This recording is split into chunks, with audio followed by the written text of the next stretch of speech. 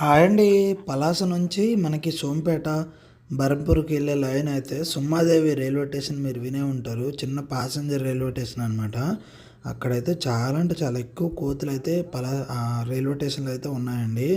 ఇదంతా సుమ్మదేవి రైల్వే స్టేషన్‌లో. ఇక్కడ కోతులైతే చాలా చాలా ఎక్కువైతే ఉన్నాయండి. మార్నింగ్ వెళ్ళే ప్యాసింజర్ అయితే అక్కడ ఆగిందని చెప్పాను ఆల్రెడీ. మీకు ఇందులో అయితే పార్ట్ 3 కూడా పెట్టానండి. ఇది పార్ట్ 4 అనమాట. చూడండి.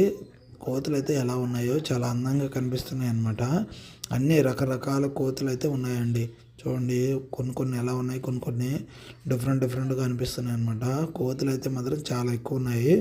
ఈ సుమ్మాదేవి రైల్వే స్టేషన్ గురించి మీరు ఎప్పుడైనా చూసుంటారో లేదో కామెంట్ చేయండి ఫ్రెండ్స్. చూడండి, వీడియో తీస్తుంటే ఎలా అయితే చూస్తున్నాయో.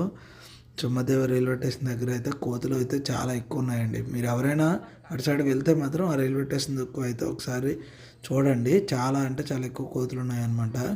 చూడండి, చాలా అంటే చాలా ఎక్కువ అండి. మంచి కోతులు కదా, చాలా అందంగా కనిపిస్తున్నాయి. అవైతే ఎక్కువ చెట్లు నివసించే దగ్గరే ఉంటాయండి. కోతులు మీకు మీ ఏరియాలో ఎప్పుడైనా మీరు చూసారో లేదో కామెంట్ చేయండి ఫ్రెండ్స్.